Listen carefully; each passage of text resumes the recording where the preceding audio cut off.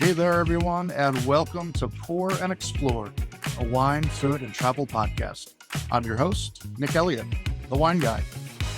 I'd love to be your go-to guide for all things wine, food, and the amazing places they take us. Here on Pour and Explore, we'll sip, savor, and wander through the exciting world of wine, discuss incredible cuisines, and uncover the stories behind unforgettable destinations. Each week, I'll bring you lively conversations with wine experts, chefs, travel pros, and fellow enthusiasts. We'll share practical tips, hilarious tales, and plenty of inspiration to fuel your next adventure. So grab a glass, pull up a chair, and join me as we pour, explore, and celebrate the good life. Let's dive in. Hi, everyone, and welcome back to the Pour and Explore podcast. I'm your host, Nick Elliott. I am your certified sommelier, chef, and lifelong adventurer, and I'm here today coming to you live from Las Vegas, Nevada. It might look like I'm in Venice, but I'm actually at the Venetian Casino and Resort here in Vegas, having a great time on a little wine scouting and food scouting mission. And today we're going to talk a little bit about wine labels and how to decode them.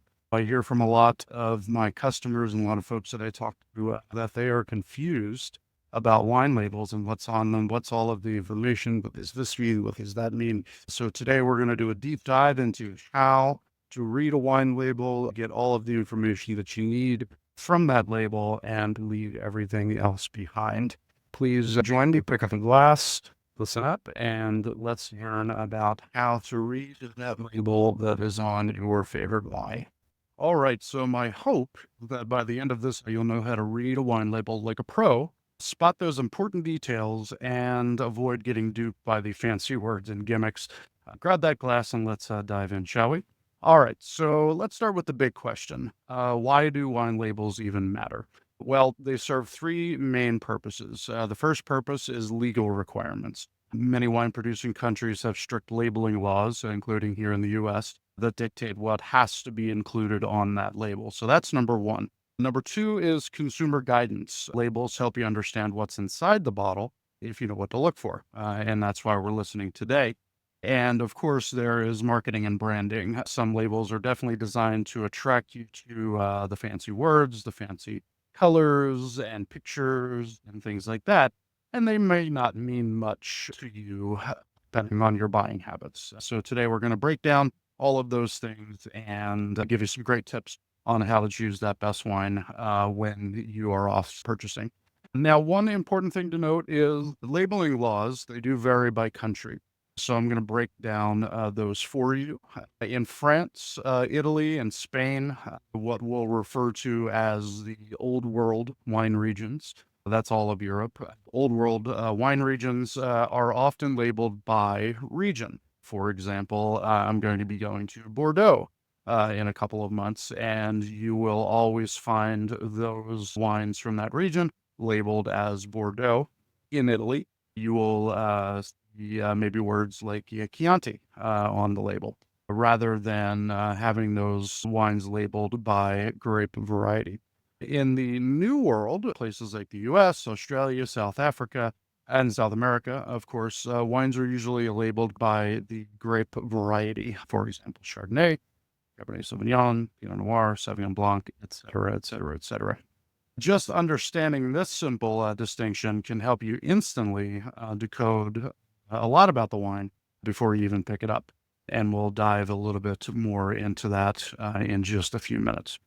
Now, let's break down the most important parts of a wine label. Next time you pick up a bottle of wine, I'm going to throw some examples here in the B-roll over the audio. The first thing we're going to look at is the brand name and the producer. First, this is going to tell you who made the wine. Some brands are huge corporations, while others are small family-run wineries. If you see a producer's name that sounds artisanal, or estate-based, that is often a good sign. Now, of course, I'm not knocking the big corporations. There are many, many great wines that are being produced by those larger companies.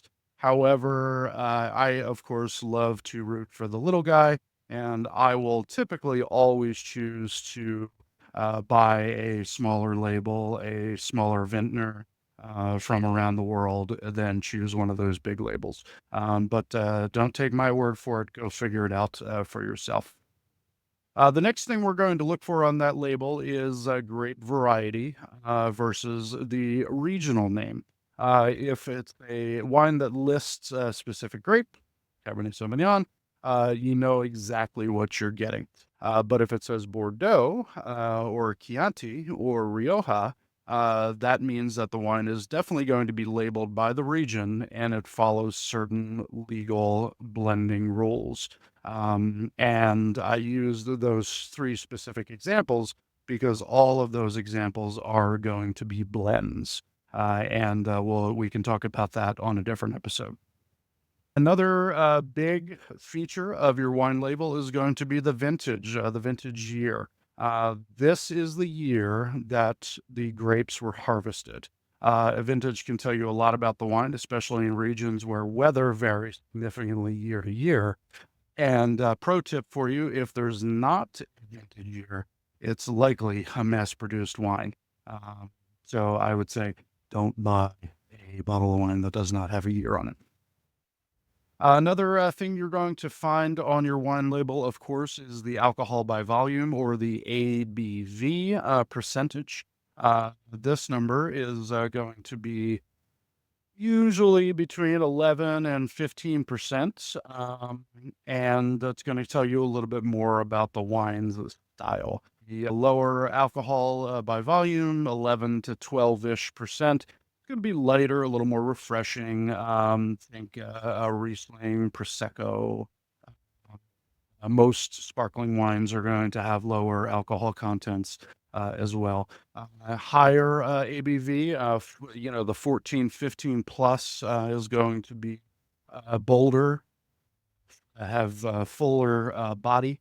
And wines like these are going to be Zinfandel, Syrah, definitely on the red wine side. I've seen some pretty high volume Chardonnays as well, but you're going to find those in mostly red wines, I would say, in general. And then you're going to find appellation or classification terms, and this is where it can get a little tricky. Appellation is the growing region or the growing subregion.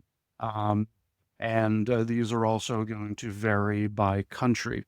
In France, you're going to see a distinction called AOC. I'm not going to try to pronounce it for you because it's all in French. And but look for AOC. And in Italy, you're going to find DOCG. Again, not going to try to pronounce it.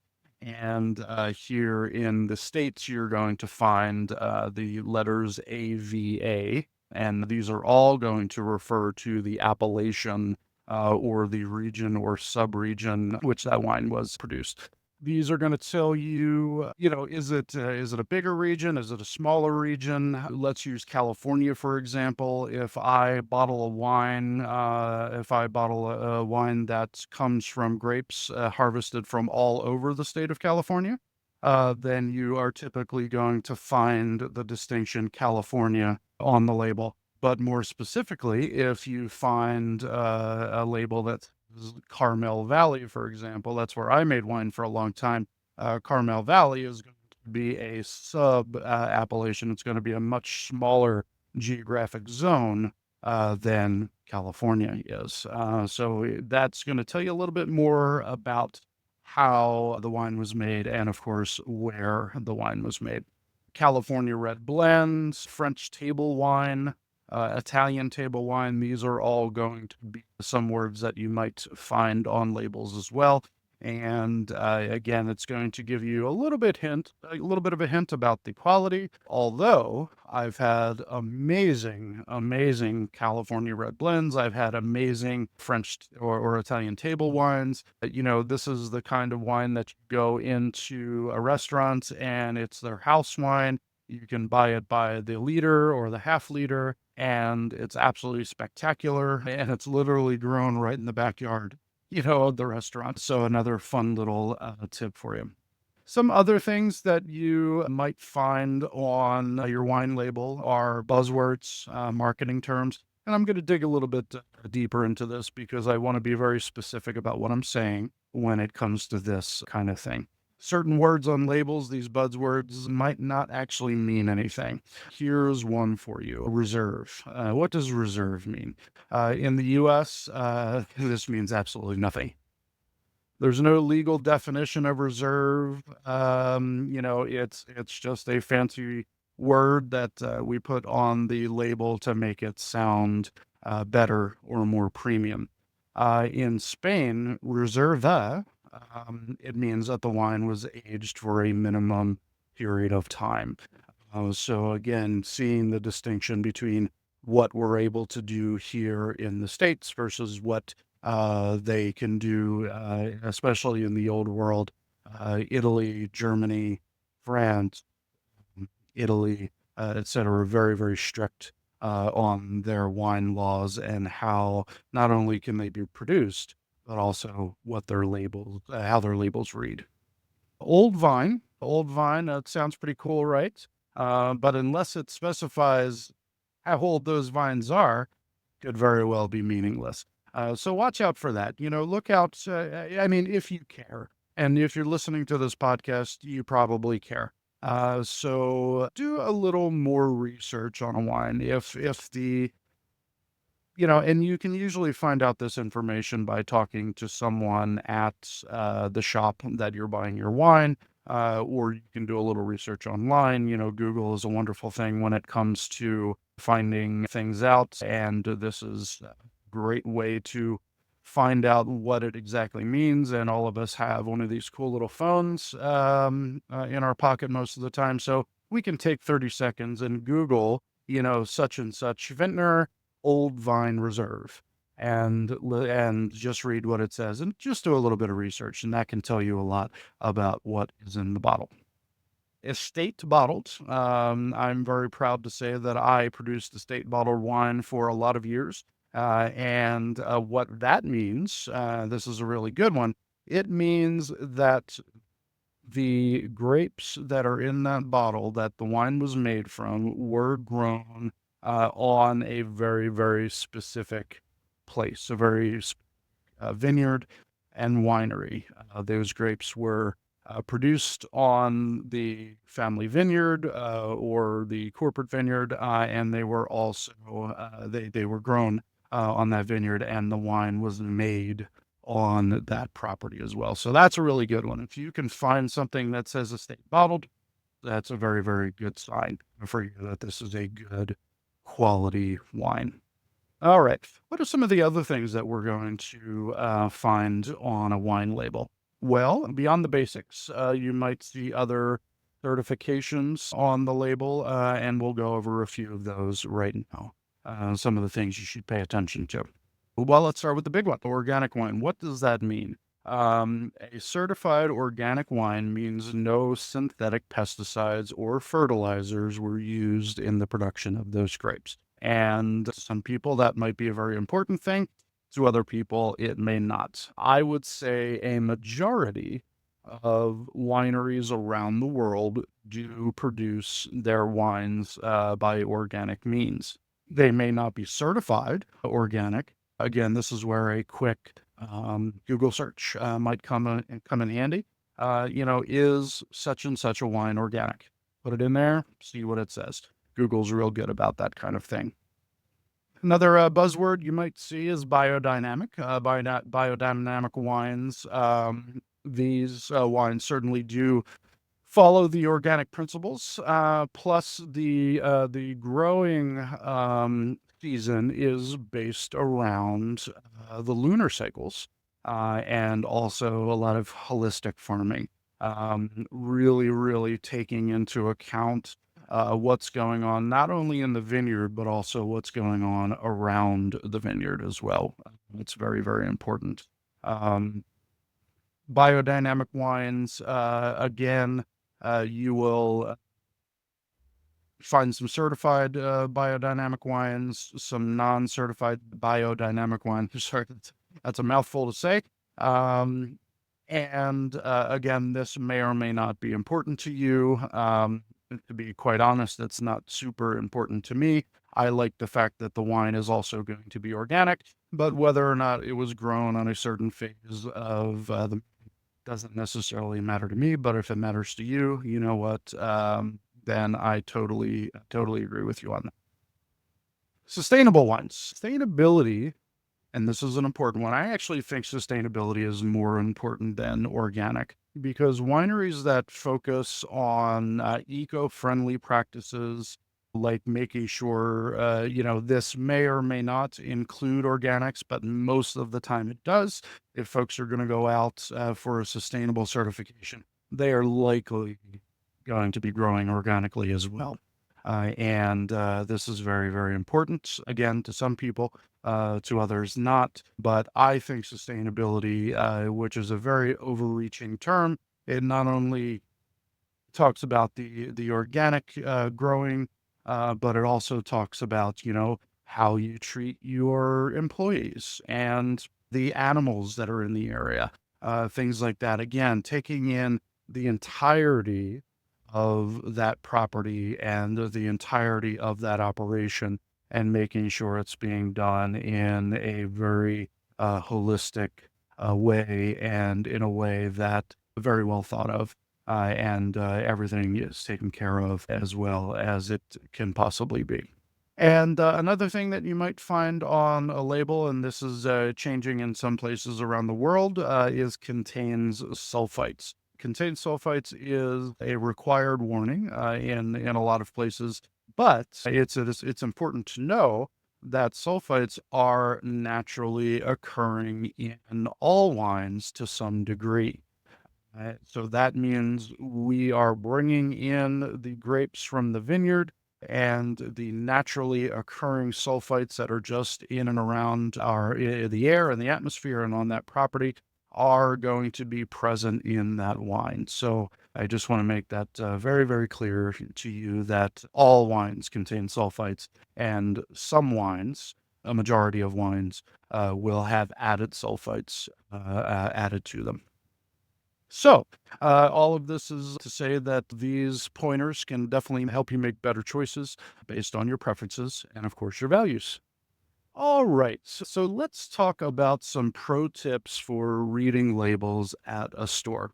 Now, you've probably heard me talk in the previous episodes about how I typically do not buy wines at a grocery store. This is my personal preference. You, of course, can do whatever you'd like, but for me, shopping at a grocery store for my wine is not something that I like to do. Sometimes I have to do it in a pinch, however. What I do prefer to do is go to my local wine shop. They are typically family owned. They have someone in shop that is going to be able to talk to you very smartly about your buying decisions, about wines that you might be interested in, and ones that you might not be interested in.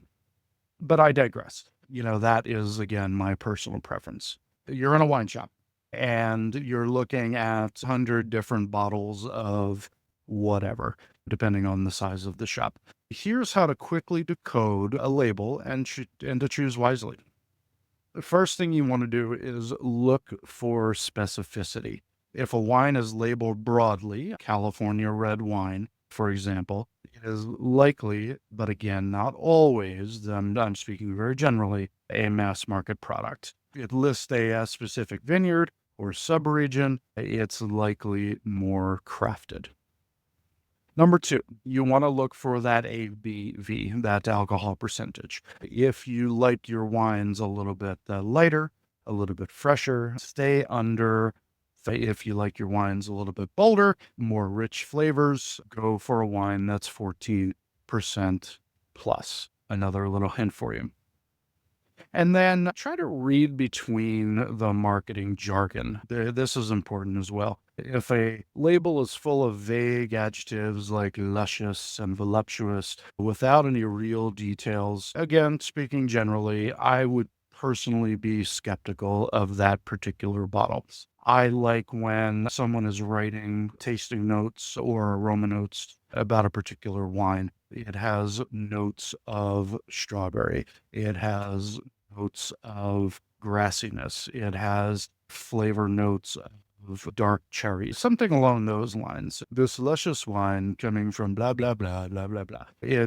These are all just buzzwords to make it sound pretty and extra. I again very generally try to stay away from wines like that. Just a couple of hints for you in that regard. I want to talk a little bit more about going to your local wine shop. I've already said it, but I like going into my local wine shop. I like purchasing my wines from a place that know what they're talking about, or have someone in the shop that knows what they're talking about. A smaller type grocery store, of course, a wine shop is always going to have someone on hand who knows mostly what they're talking about. Of course, we can't know everything about every single wine that's in our shop, but again, thanks to our friend Google or your favorite search engine, you can certainly find out more information. If you're in the store and they're available, I definitely recommend talking to them, because not only are you going to get an education on that particular wine that you're likely going to choose, but you're also going to get an education on wines that are in and around that vicinity as well. And by vicinity, wines that are like that wine that you're looking for. You may be a big fan of, I'm just making this up as I'm going along, maybe you're a big fan of Sauvignon Blanc, California Sauvignon Blanc, let's say. If you're a big fan of California Sauvignon Blanc, then you are probably going to like Sauvignon Blancs from other regions.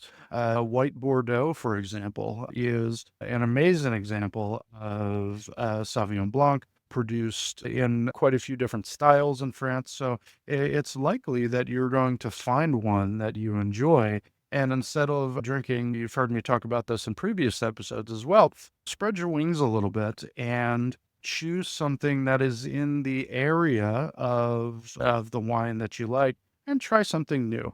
You know what? 9 times out of 10, you're going to like it. For that 10% that you don't like, you know what? Then just don't buy that bottle again. But I love, this is my job, of course, is to try new wines. So I love going and finding a Cabernet Sauvignon from Napa, Cabernet Sauvignon from Washington, and then a Cabernet Sauvignon from, of course, Bordeaux. You can even find cabs in Mexico nowadays, things like that, and give them a try. It's really a lot of fun to try these new things.